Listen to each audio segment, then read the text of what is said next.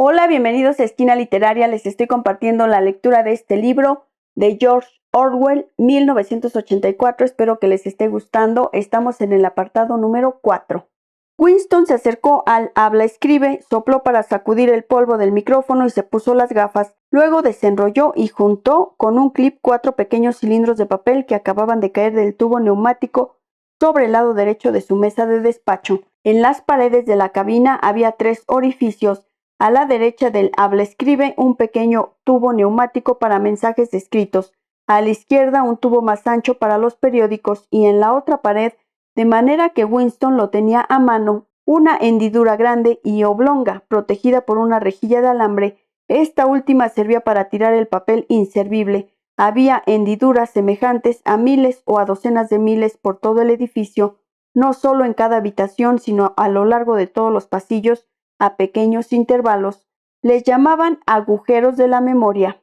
Cuando un empleado sabía que un documento había de ser destruido, o incluso cuando alguien veía un pedazo de papel por el suelo y por alguna mesa, constituía ya un acto automático levantar la tapa del más cercano agujero de la memoria y tirar el papel en él. Una corriente de aire caliente se llevaba el papel enseguida hasta los enormes hornos ocultos en algún lugar desconocido de los sótanos del edificio. Él no sabía con exactitud lo que sucedía en el invisible laberinto a donde iban a parar los tubos neumáticos, pero tenía una idea general. En cuanto se reunían y ordenaban todas las correcciones que había sido necesario introducir en un número determinado del Times, ese número volvía a ser impreso, el ejemplar primitivo se destruía y el ejemplar corregido ocupaba su puesto en el archivo. Este proceso de continua alteración no se aplicaba solo a los periódicos, sino a los libros, revistas, folletos, cárteles, programas, películas, bandas sonoras, historietas para niños, fotografías, es decir, a toda clase de documentación o literatura que pudiera tener algún significado político o ideológico. Diariamente y casi minuto por minuto, el pasado era puesto al día. De este modo, todas las predicciones hechas por el partido resultaban acertadas según prueba documental. Los funcionarios del Departamento del Registro no hablaban de sus tareas. En el largo vestíbulo, sin ventanas, con su doble fila de cabinas y su interminable ruido de periódicos y el murmullo de las voces, junto a los habla-escribe, había por lo menos una docena de personas a las que Winston no conocía ni siquiera de nombre. Este vestíbulo, con sus 50 funcionarios, era solo una subsección, una pequeñísima célula de la enorme complejidad del Departamento de Registro. Más allá, arriba, abajo, trabajaban otros enjambres de funcionarios en multitud de tareas increíbles. Allí estaban las grandes imprentas con sus expertos en tipografía y sus bien dotados estudios para la falsificación de fotografías. Había la sección de teleprogramas con sus ingenieros, sus directores y equipos de actores escogidos especialmente por su habilidad para imitar voces. Había también un gran número de empleados cuya labor solo consistía en redactar listas de libros y periódicos que debían ser repasados. Los documentos corregidos se guardaban y los ejemplares originales eran destruidos en hornos ocultos. Por último, en un lugar desconocido estaban los cerebros directores que coordinaban todos estos esfuerzos y establecían las líneas políticas según las cuales un fragmento del pasado había de ser conservado, falsificado, otro y otro borrado de la existencia.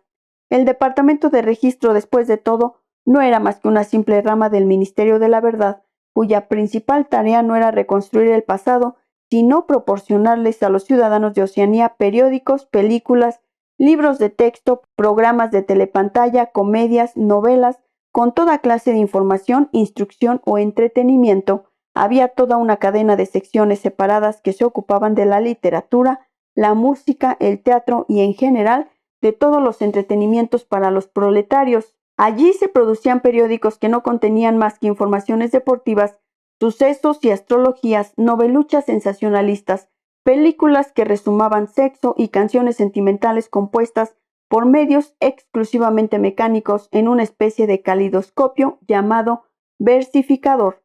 El mayor placer de Winston era su trabajo. La mayor parte de este consistía en una aburrida rutina, pero también incluía delicadas labores de falsificación en que solo se podía guiar uno por su conocimiento de los principios del INSOC y el cálculo de lo que el partido quería que uno dijera. Winston servía para esto. En una ocasión le encargaron incluso la rectificación de los editoriales del Times, que estaban escritos totalmente en neolengua. Desenrolló el mensaje que antes había dejado a un lado como más difícil. Decía Times 3.12.83, referente, orden día, GH, doble más no bueno, reps, no personas, reescribir, completo, someter, antes archivar. En antiguo idioma, en inglés quedaba así. La información sobre la orden del día del Gran Hermano en el Times del 3 de diciembre de 1983 es absolutamente insatisfactoria y se refiere a las personas inexistentes, volverlo a escribir por completo y someter el borrador a la autoridad superior antes de archivar.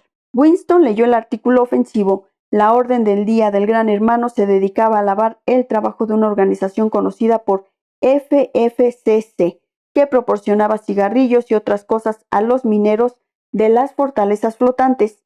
Cierto camarada Withers, destacado miembro del Partido Interior, había sido agraciado con una mención especial y le habían concedido una condecoración, la Orden del Mérito Conspicuo de segunda clase. 3 meses después, la FFCC había sido disuelta sin que se supieran los motivos. Podía pensarse que Withers y sus asociados habían caído en desgracia, pero no había información alguna sobre el asunto en la prensa ni en la telepantalla. Era lo corriente, ya que muy raras veces se procesaba ni se denunciaba públicamente a los delincuentes políticos.